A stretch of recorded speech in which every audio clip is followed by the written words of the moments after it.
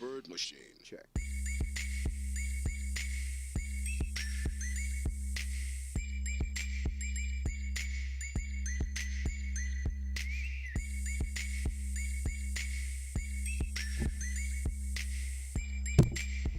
Welcome to Stab Comedy Theater. It's time for Cory and Friends.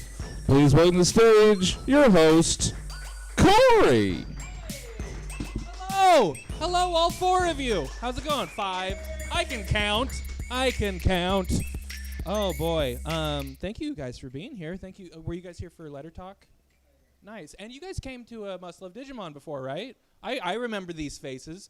Last month I promised that you'd be here for the fetish special if you guys came, but it had to cancel. We're going to do it next month. It's going to be a good one. We're going to be discussing the filthiest possible fan fiction available on the internet for Digimon. It's a must-see of Must Love Digimon. See, I'm kind of clever sometimes. We'll find out if it gets more clever. Just a fair warning right at the top for this show and my hosting set in particular. I am an edgy comic, so watch out. My jokes are a lot like locally sourced honey. They are raw, unfiltered, and stolen from bees. So anyway, what's the deal with pollen? No, that's not true. Why would I say that? It's not true. I'm not an edgy comic. I'm not an edgy person by any means. I'm actually a very sweet person. People have been known to refer to me as a real salt of the earth kind of guy, by which, of course, they mean snails hate me. That's not true either. Some of my slimiest and crunchiest friends are snails. That's why I can say that joke. I'm a 90s kid. Are there any 90s kids here tonight? Woo. Yeah, our parents had sex around the same time. That's pretty cool. It's pretty cool about each other. Maybe you can relate to this. Sometimes to feel more connected to my 90s roots, I will tie a long-sleeve flannel around my waist. It makes a bold fashion statement, does it not? And that statement is, "Fuck you, Dad!" Yeah, I earned these trophies. I participated. That's how you get them. That's how you get them. You want to know what I think? Oh, I'll tell you what I think. I think the cutest thing about biker gangs has got to be the matching vests. And it's not just because they look adorable. Of course they do. It's the thought that goes into those vests. It's the time and attention to detail. Those biker vests are their way of saying, hey, we've been thinking about you, and we'd like you to join our crime club. Isn't that the sweetest, right? It evoked an awe from you, sir. It's the sweetest damn thing. I just love it. Because you can't go to the store and just buy one of those biker gang vests, just preloaded, ready to go. No, someone has to take the time to hand stitch all the tough guy stuff on there, which means that they have to stop doing crank for a couple minutes. And if that ain't love, I don't know what is. I do not know. I was having brunch with a caveman the other day. And I only mention he's a caveman because it's important to the story. I don't want to sound like I'm bragging up here, Oh, check out my friend. He's a caveman. Oh, all your friends are historic? Yeah, mine's pre that. No, but we were having brunch, and we were just gabbing about the usual stuff, hunting and gathering, fire. Like, what even is it? We don't know. And then he says to me, Cory, you know what's been bugging me lately? And I said, tell me everything.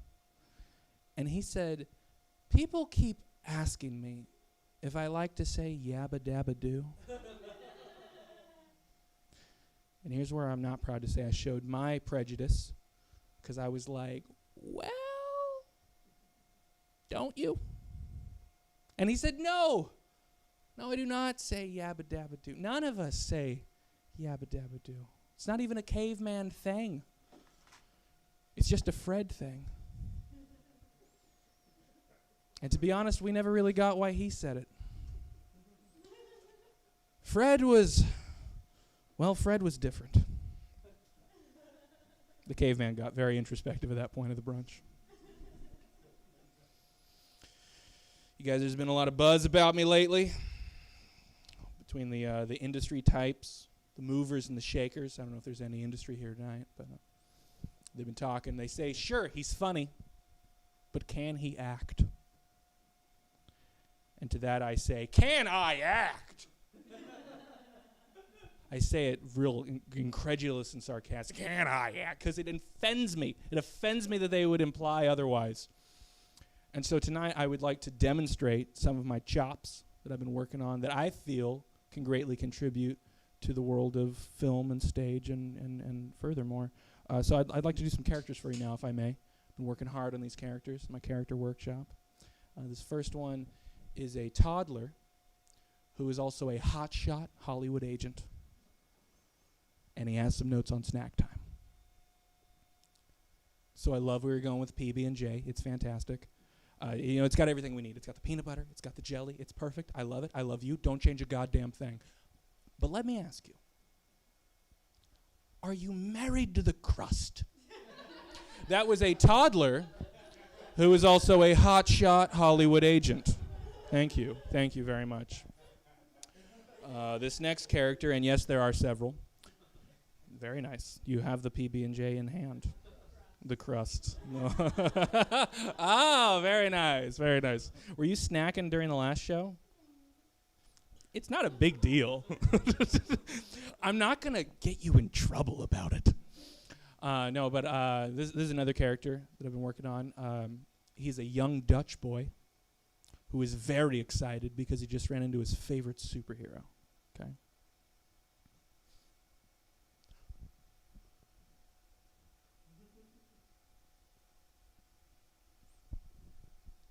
Guten Tag, Van der Vermen. That was a young Dutch boy who is very excited because he just ran into his favorite superhero. This last piece is a conversation between Charlie Brown's mom and Peter Frampton's guitar.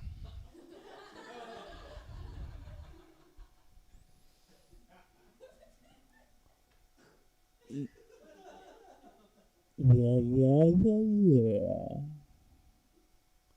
Wah, wah, wah, wah.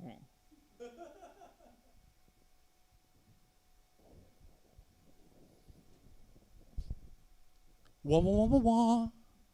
Wah, wah, wah, wah, wah, wah. Scene. Thank you. It deserves what you're giving it. Thank you. I appreciate it because I worked very hard on that.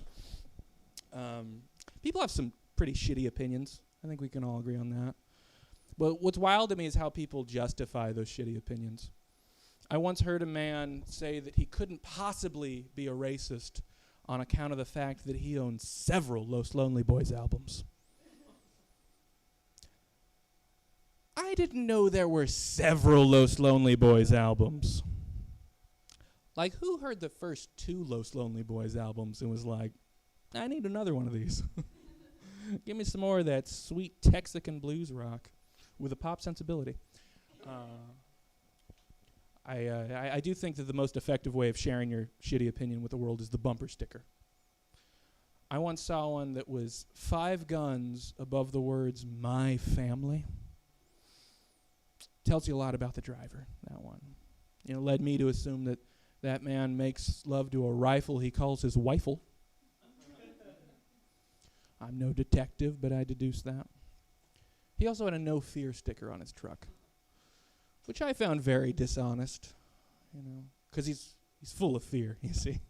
It's what he lives and thrives upon is fear, as do most with the no fear sticker, I think.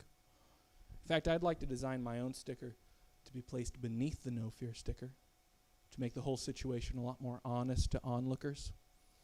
So instead it would read, no fear except intimacy. Because these men are not cuddlers, you guys. Daddy did not hug the no fear customer. I don't have that problem with intimacy, thankfully. If anything, I have the opposite issue. I'm a very clingy and needy lover, if you must know. And you must know. But I'm very lucky in that regard because I've fallen for someone equally as codependent as me. And that's a beautiful thing. Truly it is. You know, sometimes we'll just be lying in each other's arms at night and I'll think to myself, who trapped who? And if you didn't laugh at that, you don't know what love is. That is a love joke, you guys, and that's my time. I'm going to be your host all night long. Give it up for me and all the comics you're about to see. Thank you very, very much. And keep that going for a dear friend of mine, Jacqueline Wyand.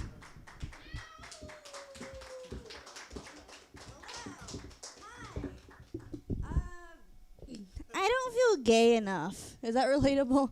I don't feel gay enough. I'll explain. I am a bisexual woman, but I'm gonna marry a man soon. So like a lot of people will assume I'm straight a lot of the time. That's obviously not a huge deal. It just kind of puts me in this weird position where I'm just like, do I even bother correcting them? Like at this point, is it worth correcting this man and, you know, risking the inevitable? Oh, nice, y'all have threesomes? Good for him. It's like, okay, first you assume I'm straight, and now you're assuming I'm fun. I don't like this. It's a lot of assumptions here. If you know that kind of guy, you know that he won't drop it either. He'll keep going. He'll be like, oh, well, I mean, you probably have that fun relationship where you check out the same girl across the street and high-five each other. And I just want to be very clear with you guys that I will not participate in that cute little interaction. Because as a woman, I've had to deal with being on the other end of that. And if you don't know what it's like, it's almost exactly like one creepy dude leering at you from across the street, except there's 2 of them. One of them has titties and an asymmetrical haircut, but it's not better. No improvements here. I remember when I was a more active bi. Those were the days. The most legitimate I ever felt was probably my first Planned Parenthood visit after dating a girl. Because I just was expecting, you know, the run-of-the-mill Planned Parenthood visit that I was very much accustomed to at this point. But things got a little bit weird when they asked about my recent sexual history. I said, you know, I'm kind of dating a girl right now. And he was like, well, hold on. When you say you're dating a girl, so you perform oral sex on her. Okay. And she performs oral sex on you. Got it. Is there a strap-on involved? What about one of them double-ended dildos? That in the mix? Do you have a picture of her? I was like, are you filming me right now? Is that lights flashing? And I thought I recognized this couch somewhere. Porn joke, thank you. Hey, how do you guys, who has social anxiety? Just me? Okay, great. Wonderful. This is maybe you'll get this. I like to rehearse conversations in my head before I have them in real life. I find that it helps. I also like to give myself pep talks for normal tasks. I should probably have a handle on by now.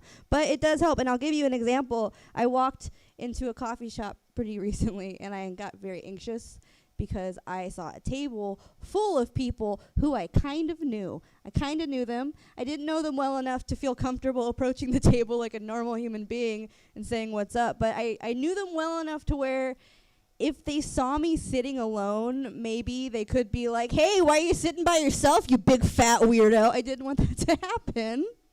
So I gave myself a pep talk. I'm like, you got this. You're just going to go over there, and you're going to be like, hey, guys, is this seat taken?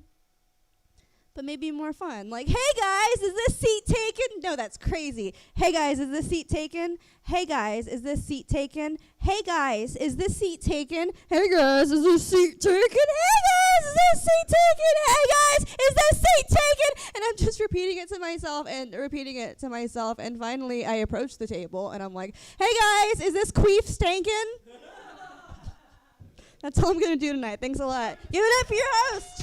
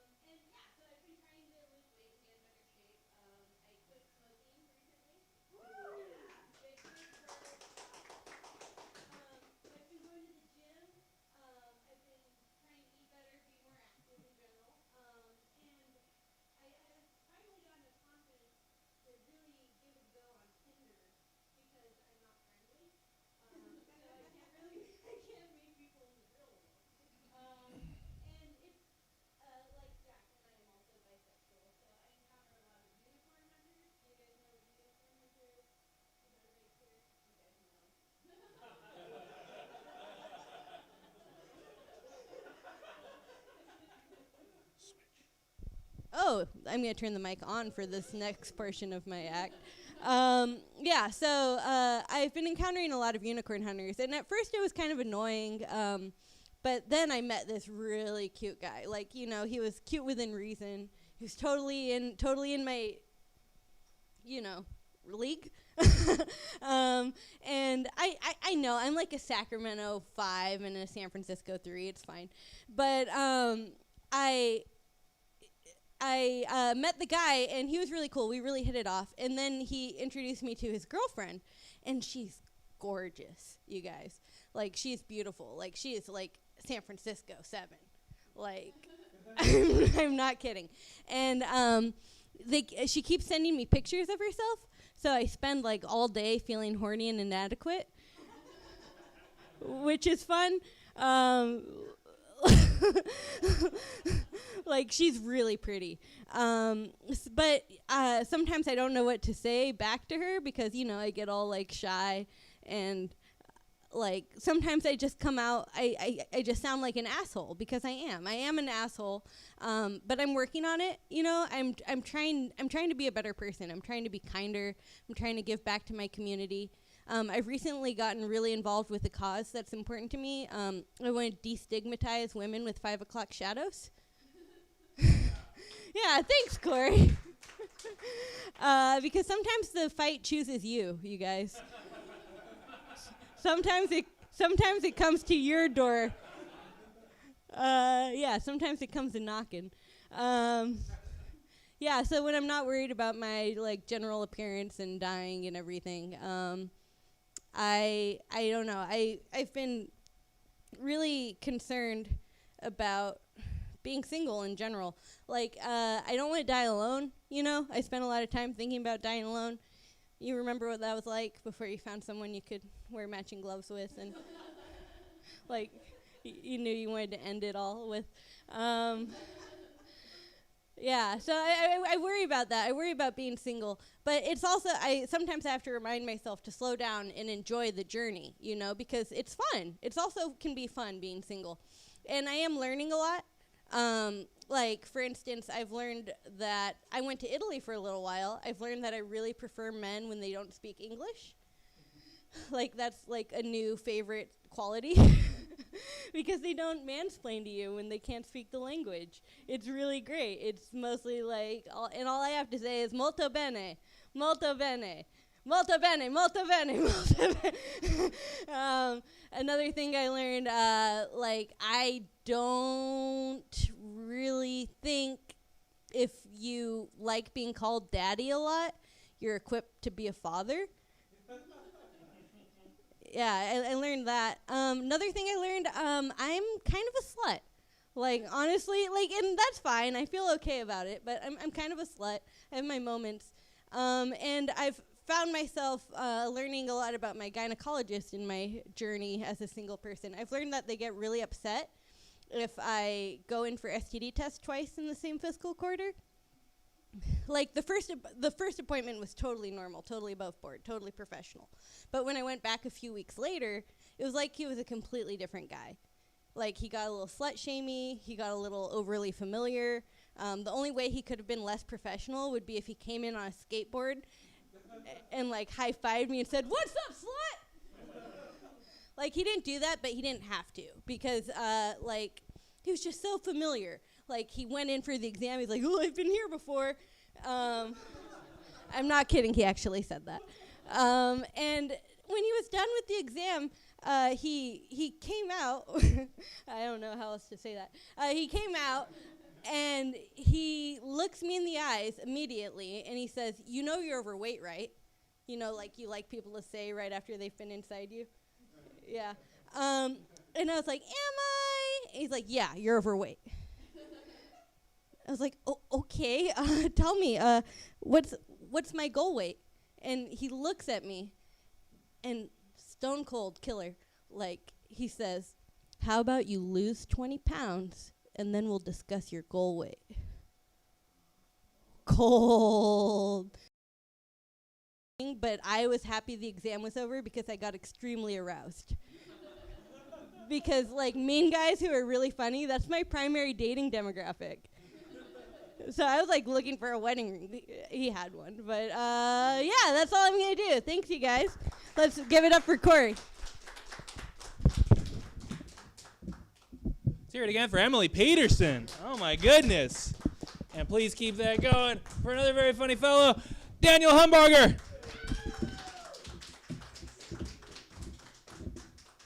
Thanks, guys.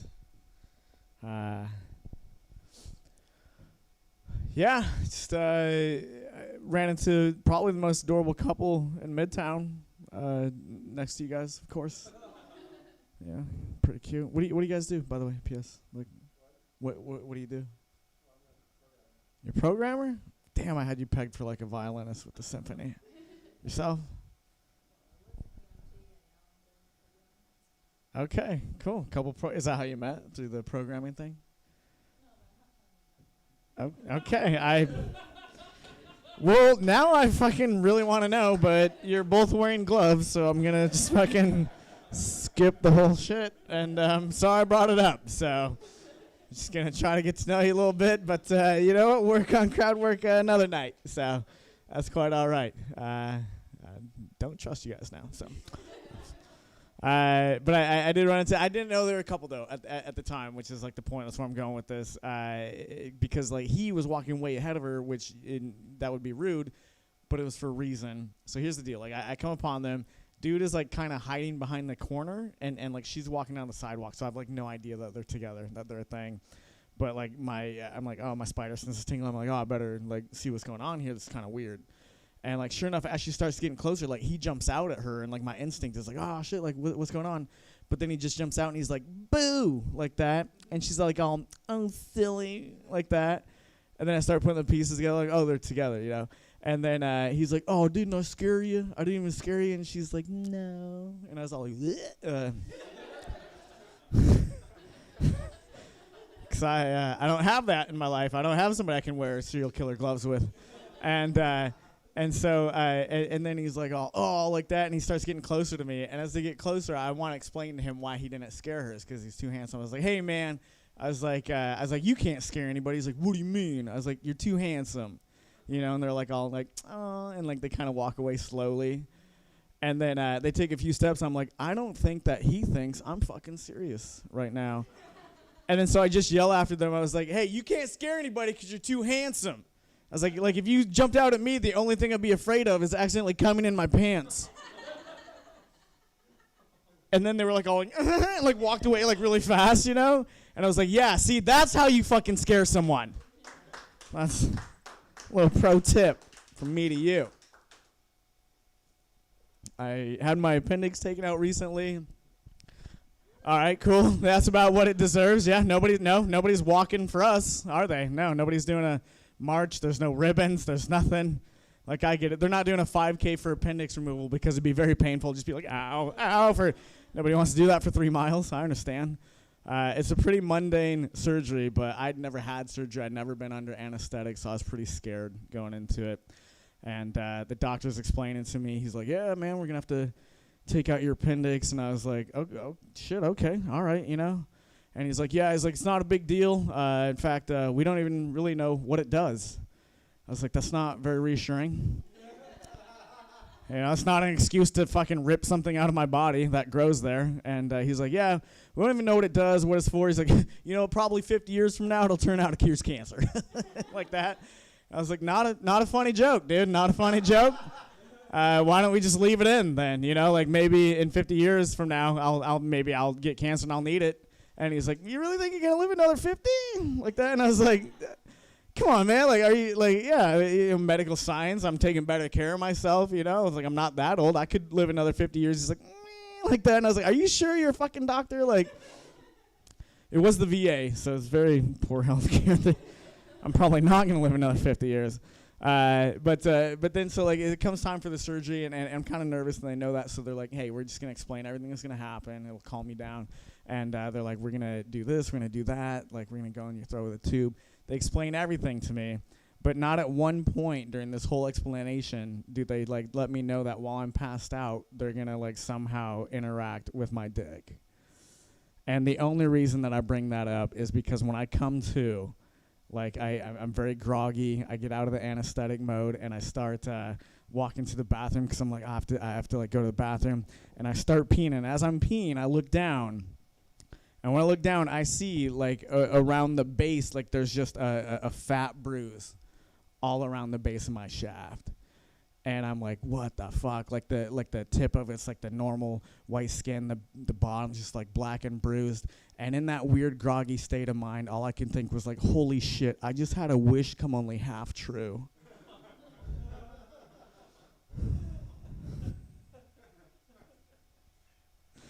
It's a joke where I wish I had a black dick, you guys. I don't know if you needed that filled in, but just in case, thought I'd do that for you.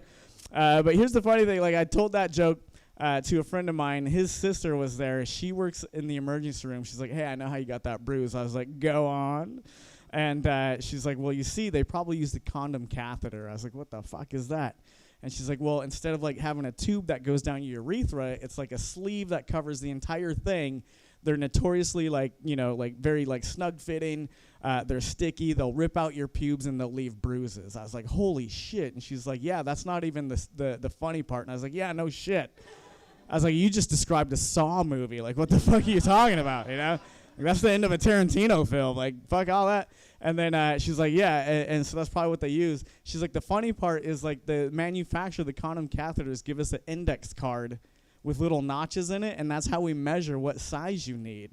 She's like, but the funny part is, like, they don't, like, for the most part, it's normal naming convention, right? Like, a medium is a medium, a large is large, extra large is extra large. She's like, but they don't call a small a small. I was like, do tell. And she's like, they call it a sporty. I was like, get the fuck out of here. Like, anything to protect the fragile male ego, you know? And I was like, a sporty? I was like, and also, like, what a missed opportunity. Like, you don't start with sporty. You start with baby. And then you go to sporty, posh, and, of course, scary. All right, that's it. That's a Spice Girls dick joke in 2019. And I'm very proud of it. All right, thanks, you guys. My name is Daniel. Daniel Humbarger, ladies and gentlemen. All right, your next comic, she has a couple podcasts, one of which she does here called Letter Talk. You guys are familiar, I'm sure. Please put your hands together for the very funny Alyssa Cowan. Hey, it's me again. It's me. Actually, I was walking over here, and there's like a old Asian dude, like, and his dog like started running after. It was a cute little dog, and the dog was running up to me, and I was like, oh, I got excited. And then he was like, you again? And I was like, me again? He's like, don't you walk around this neighborhood all the time? And I was like, no, I just look like a lot of people, I guess. I'm sure there's a lot of people who like look like, you know, this vibe in this town. And it was so great because the next thing he said, he's like, oh, I must, sorry. He's like, yeah, us people of color get mixed up a lot. And I was just super pumped that I was just like, oh, dude, how do you fucking know? I telegraph as a very white bro. My dad was a really white bro. I'm half white bro. That's my vibe. Fun fact about me, I wear my worst clothes to church on Sunday because a guy can't handle me at my worst. He doesn't deserve me at my best. Am I right, guys? I got to get myself a hero and get rid of that zero. Yeah. That's how you know people love you, right? Like they see you at your worst and they still love you. That's how I know everyone at the local 7-Eleven loves me. They see me at my worst like all the time, and they're like, oh man, it's 3 a.m. and this girl wants White Castles again, and they're cool about it. Say what you will about 7-Eleven, they have the most accurately priced food I've ever seen in my life. Like, yeah, I would pay exactly $1 for that pizza, nothing more. Nothing more than $1. Nothing less than $1. I'm not here to rob you. Like, who the fuck came up with the idea of robbing a 7-Eleven, by the way? Like, they sell hot dogs and a drink for like $1.50. Why do you think they have money? Like, I've always wondered that. I always wondered if like the shittiest robber was giving everyone bad information. Like, some guy shows up to like the 7-Eleven and gets like $20 from a cashier, and he's like, Chad told me this is where they keep the diamonds. Fucking Chad.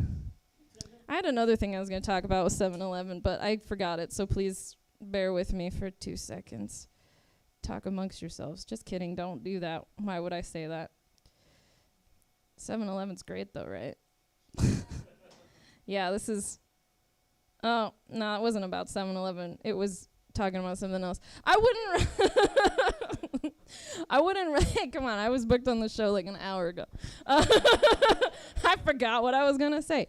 No, I wouldn't rob a 7-Eleven, but I figured out who I would rob. And that's those the food delivery robots that I've seen before. Yeah, they have them in DC. They have like the little they basically look like coolers of food that are just like sentient, and they go down the sidewalk. And I've never wanted to fucking rob anything more in my whole life. Like, I don't know if you guys have ever like bought a 30-pack of beer and like walked home from the grocery store just like, God, I hope no one robs me. Look at this precious cargo.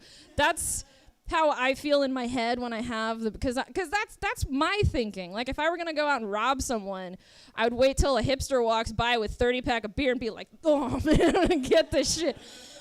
So of course, the thing I'm gonna rob, if I'm gonna rob a thing, is gonna be like a sentient cooler, like taking pizza to some rich person. That's exactly what I'm gonna do.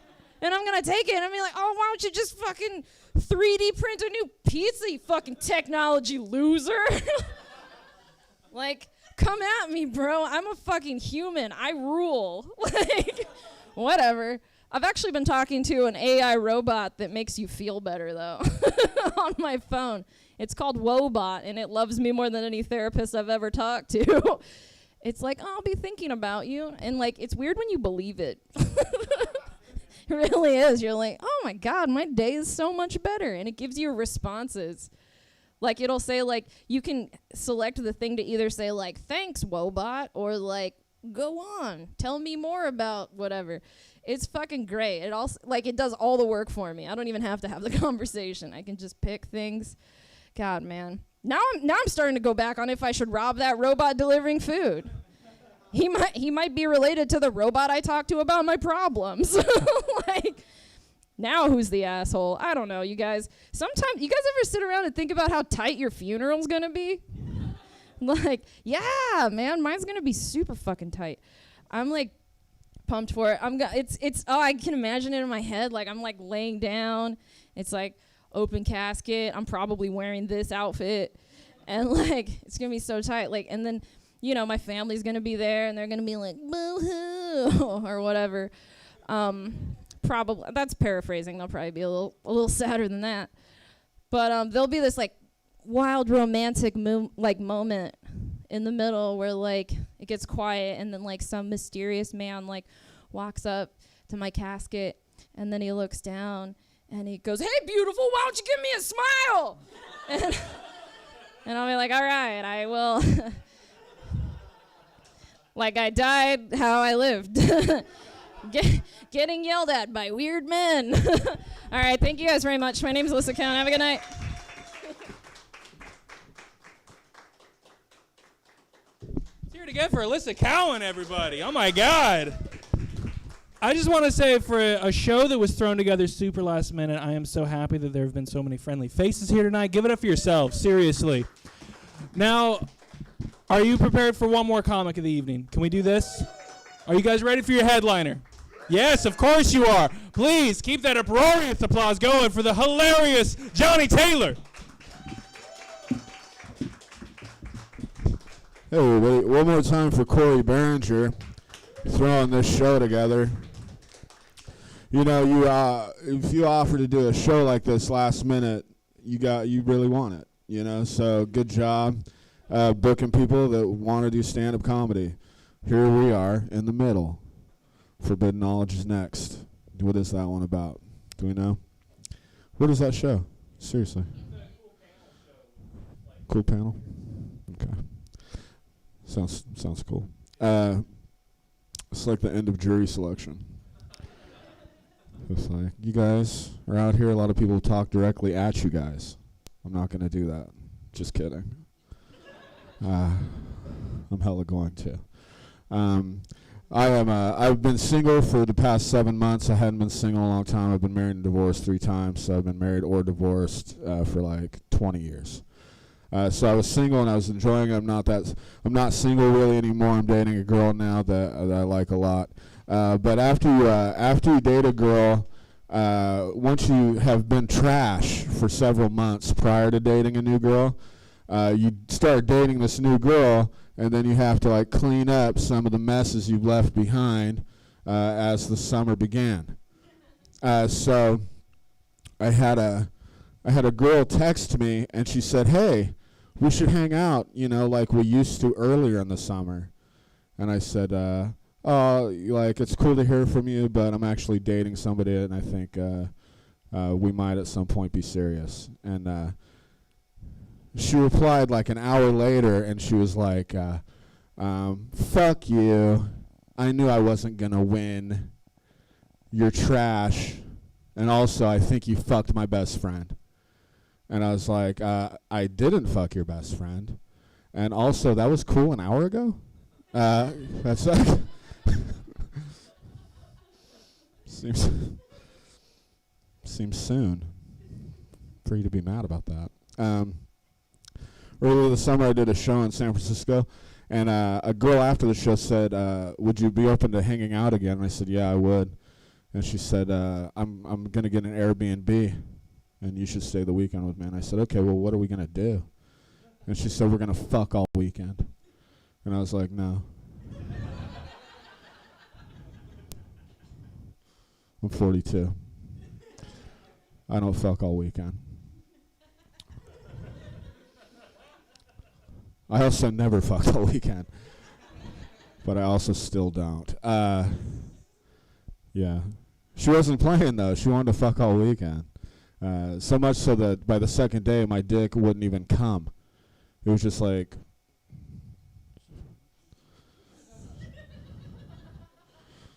doing that. She got constricted. She's like, what's wrong? And I was like, I'm just used to you being somebody else by now. It's, seems... I went on some weird dates this summer. I went on a blind date to professional wrestling. That's a weird first date to have, especially a blind date. I went there. I love wrestling, but I hadn't been keeping up with the wrestling, so these people all seemed kind of newish to me. Some of them are recognizable, but... so I'm there, and I'm trying to get into it, and I make eye contact. There's this kid sitting right in front of me. He's a developmentally disabled kid. And every time the people are coming out, he is losing his fucking shit. He's screaming. He's like standing on the chairs going nuts. And I'm like living vicariously through this kid. You know, his excitement like is becoming my excitement. And John Cena comes out. This kid loses. He almost jumped the fucking railing. Like his dad had to pull him back. Like he was almost like jumped into the ring to see this to see John Cena. And it's all very cute. He's very excited. And then I hear these bells, and it's the Undertaker. And I'm like, holy fucking shit. Like, this guy's from my time. So I'm like, oh, my God. So, like, I stand on my chair. I grab somebody else's sign. I'm fucking going ape shit. I'm like, Undertaker, fuck yeah! And I get down. I'm sweating. I'm, like, out of breath. I get down, and I make eye contact with that developmentally disabled kid. And, like, I look right in his eyes, and I think, this is like this magical moment that I'm going to share with this kid, like bonding over being so excited watching wrestling. And he looks me right in my eyes, and he goes, you're acting like a fucking retard.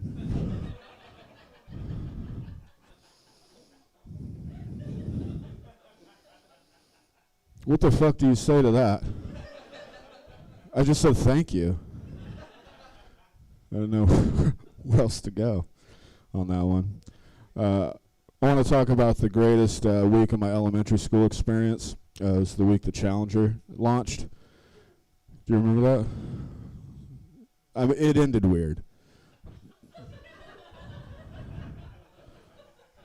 But the week leading up to it was hella tight. Because we didn't have any schoolwork. We didn't have homework or anything. We just talked about NASA and the space program. It was amazing.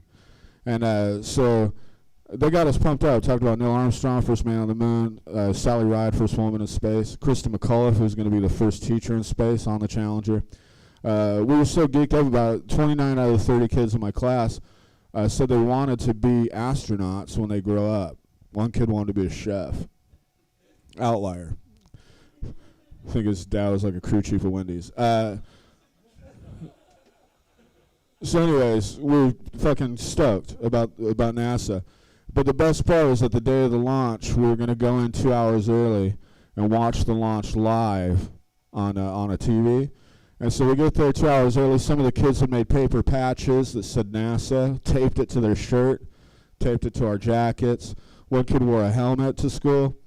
He always wore a helmet, but he also did that day. And so he gets in, we're ready to go. It launches up in the air, and we're watching it. One kid gets up, starts dancing like Michael Jackson. It was 86, it was appropriate then. And like one kid like is cheering, one girl is crying out of the wonderment of science. And it gets really far up in the air, and then it just kind of comes apart. And nobody had warned us that week that was even a possibility. So we're just like watching it like, oh, hey, I guess it just kind of comes apart at the end. You know, debris going everywhere and smoke's flying everywhere. And we just think it's part of the show. You know, so we're still cheering and clapping and stuff. And then one of my classmates goes, he says this, my classmate goes, confetti. Which in retrospect is the funniest thing I've ever heard anybody say as a tragedy was unfolding in real time. He said confetti. And then the teacher goes, it's not confetti, Kyle. And then I said, well, what is it? And he goes, it's bodies. Right. I was like, can I change what I want to be when I grow up? I think I want to be a chef. They don't explode, right? I came in my own face one time. I did not on purpose. I did on accident. But I don't know which one's worse. You come in your face on purpose, you're just kind of kinky. You do it on accident, you're a really bad shot. So I want to talk to some of you guys. I was on my couch alone for 5 minutes. Right? You do the math, dude. Like, at some point, you're going to touch your dick. And when you touch your dick, you're going to decide to rub it. And when you rub it, you got to make a choice. You're like, do I go get cleaning products now, risk losing the moment, or do I let the chips fall where they may, kind of just do it up here, and do that embarrassing hop into the shower while trying to keep it all on your body? So I'm a gambler. I decided to roll the dice, shoot up here, do the hop. And I must have got really excited towards the end. Overshot my target by about a foot. Almost came directly in my own mouth. Learned something about myself. I purse my lips when I jack off. So it's kind of bounced off my bottom lip, cascaded in my beard. I was like, confetti. Thanks.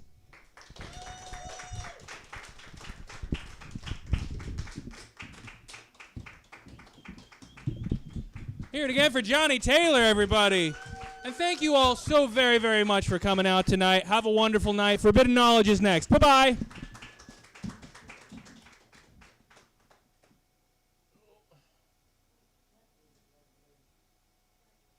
Music.